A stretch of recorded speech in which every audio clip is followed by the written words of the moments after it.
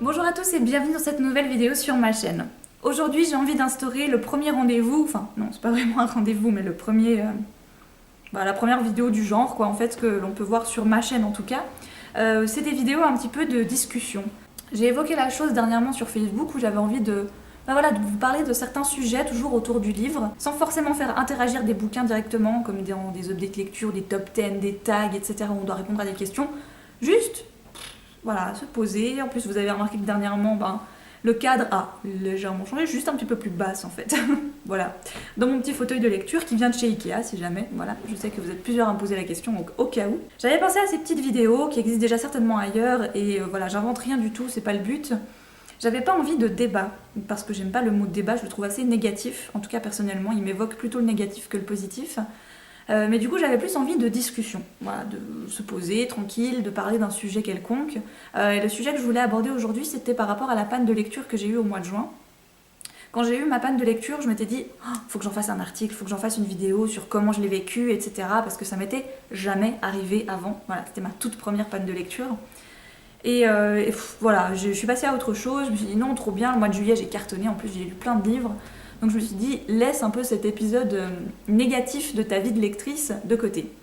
Et c'est en discutant avec une blogueuse, Saléandre, que j'aime énormément, avec qui je discute régulièrement par commentaires interposés via nos blogs, où elle parlait, elle, pas de sa panne de lecture, mais de sa pause de lecture. Elle l'a plutôt appelée comme ça.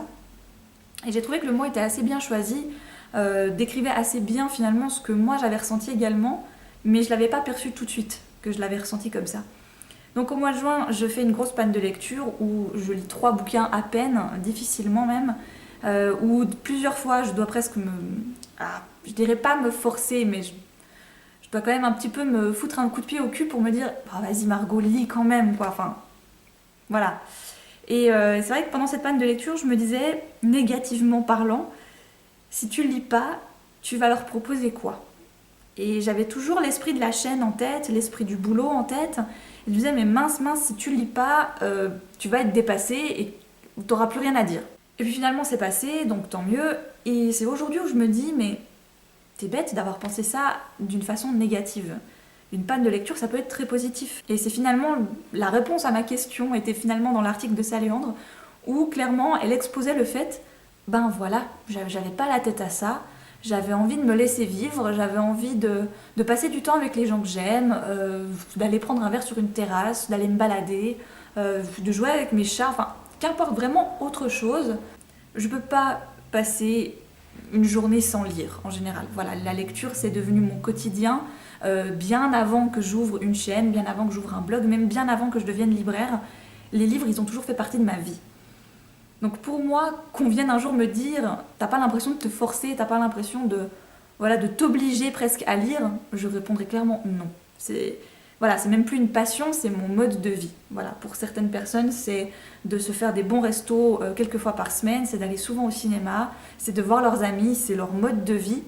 Et ben moi, c'est la lecture. Mais des fois, je pense que certaines passions peuvent être un petit peu trop présentes à certains moments et peuvent nous détruire un petit peu, mais sans vraiment le vouloir, hein. C'est vraiment pas négatif ce que je veux dire, c'est clairement qu'on est tellement à fond dans notre passion qu'au bout d'un moment elle nous bouffe un petit peu et que malheureusement nous-mêmes on peut plus. Alors il y a des personnes à qui ça n'arrivera jamais et je suis très heureuse pour elles, des personnes qui ne le perçoivent peut-être absolument pas comme je viens de le décrire et encore une fois je suis très heureuse pour elles. Mais voilà, moi c'est mon point de vue dans cette vidéo. Si t'as besoin un jour de prendre 2 semaines pour lire un livre de 400 pages, et ben tant pis.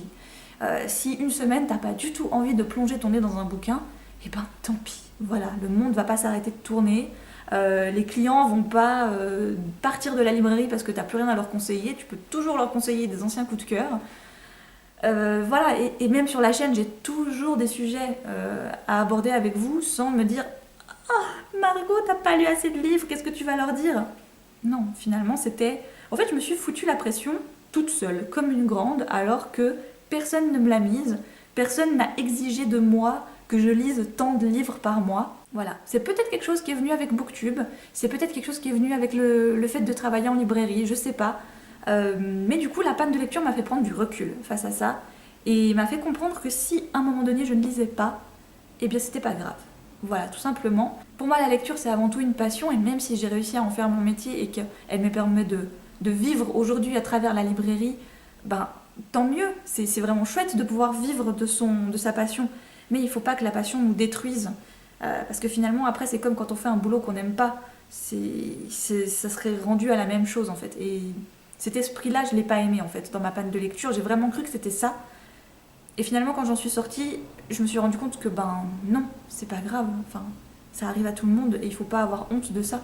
C'est tout. On n'est pas des machines à bouffer des livres, quoi. Voilà, faut dire ce qui est. On a une vie à côté, on a un travail en général ou des études, on a des amis, on a d'autres passions que la lecture, hein, généralement. Et c'est pas pour autant que j'aime pas les challenges, par exemple. J'adore me plonger dans un week-end à 1000 parce que, voilà, mon corps et mon esprit me disent let's go, vas-y, tu peux passer ben voilà, un week-end entier à faire que ça. Psychologiquement, je suis prête. Mais il y a d'autres semaines où je dirais ben non, c'est pas possible. Il y a certaines sessions du week-end à 1000 où j'ai dit stop, arrête. D'ailleurs, le dernier, je l'ai pas réussi, mais c'était consciemment. J'ai pas réussi en me disant genre, allez, vas-y, lis, tu peux le faire. Non, j'ai dit au bout de 700 pages, arrête, t'as plus envie, le livre est génial. Mais voilà, j'avais envie d'aller faire du montage, j'avais envie d'aller écrire des articles. Point. Ça s'arrête là, en fait, finalement. J'espère que ça vous aura plu. N'hésitez pas du coup à me laisser votre avis sur les pannes de lecture ou sur les pauses de lecture, si c'est bénéfique pour vous, plutôt négatif, si vous en avez déjà vécu beaucoup, si ça vous a permis de peut-être prendre une certaine distance par rapport à la lecture que vous aviez peut-être pas forcément. Enfin voilà, tout ça, laissez-le moi en commentaire, je me ferait vraiment une joie d'aller vous lire, de vous répondre et de papoter avec vous autour de cette petite thématique, on peut dire. Voilà. Je vous embrasse très fort, je vous souhaite quand même de très belles lectures en espérant que vous n'ayez pas de panne en tout cas. Plein de gros bisous et à une toute prochaine.